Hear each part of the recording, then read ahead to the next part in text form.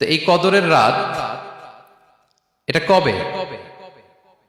مولاي صل وسلم دائما ابدا على حبيبك خير الخلق كلهم।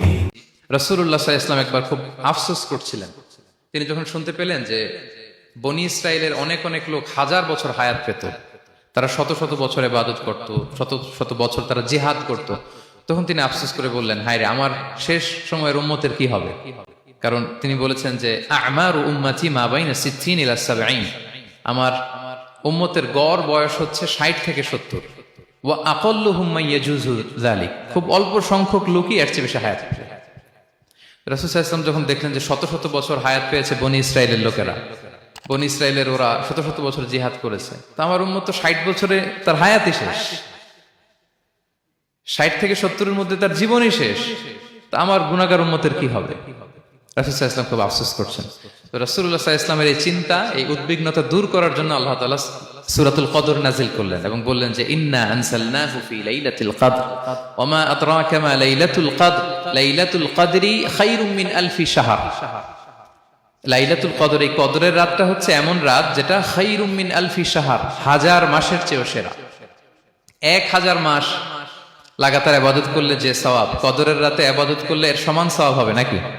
সমান হবে না। আল্লাহ তাআলা বলেছেন খায়রুম মিন আলফি শাহর, না, এর চেয়েও শ্রেষ্ঠ, এর চাইতেও বেশি। হাজার মাসে, অর্থাৎ 1000 মাসে হয় 83 বছর 4 মাস। তো কদরের রাতে যদি আমরা ইবাদত করি তাহলে 83 বছর 4 মাস ইবাদত করলে যে সওয়াব, সে সওয়াব আল্লাহ তাআলা আমাদের আমলনামায় নসিব করবেন। তো আমরা যেন এই কদরের রহমত বরকত থেকে যেন আমরা বঞ্চিত না হই। তো রাসূল সাল্লাল্লাহু আলাইহি ওয়াসাল্লামকে সান্ত্বনা দেওয়ার জন্য যে হে নবী, আপনি চিন্তিত হবেন না, বনী ইসরাইলের অনেক লোক হাজার বছর হায়াত পেয়েছে, শত শত বছর ইবাদত করেছে, জিহাদ করেছে, তারা হায়াত পেয়েছে বেশি কিন্তু তারা কদর পায়নি। আর আপনার উম্মতকে আমি হায়াত দিয়েছি কম কিন্তু তাদেরকে কদর দিয়েছি। সুবহানাল্লাহ বিহামদি, লাইলাতুল কদর দিয়েছি, যে কদরের রাত হাজার মাসের চেয়েও সেরা। তো এই কদরের রাতকে আবার লাইলাতুন মুবারাকাও বলা হয়েছে। ইন্না আনসালনাহু ফি লাইলাতিন মুবারাকা, এটা বরকতময় রাত। ফিহা ইউফরাকু কুল্লু আমরিন হাকিম, সব বিজ্ঞোচিত প্রাজ্ঞোচিত বিষয়ের ফয়সালা হয়। এটা বেসিক্যালি একটা বাজেট রাত বলা যায়। এ রাতে আগামী 1 বছরে আমাদের কি ঘটবে না ঘটবে আল্লাহ তাআলা এটার বাজেট করেন, এটাকে রিভাইজ করেন। সো এই রাতটা অনেক গুরুত্বপূর্ণ। তো এই কদরের রাত এটা কবে?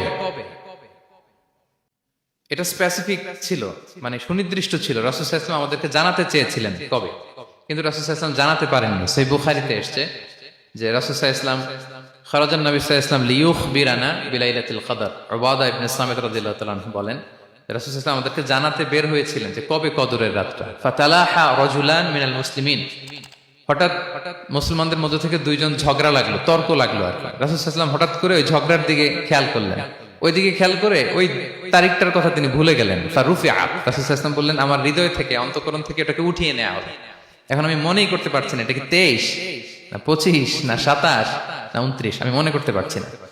এজন্য রাসূল সাল্লাল্লাহু আলাইহি ওয়াসাল্লাম বলেছেন যে তবে আমি এতটুকু মনে করতে পারছি, ফালতামিসুহা ফিল আশরিল আওয়াখিরি ফিল বিত্রি, রমাদানের শেষ দশকের বেজর রাত্রিগুলোতে তোমরা কদর তালাশ করো।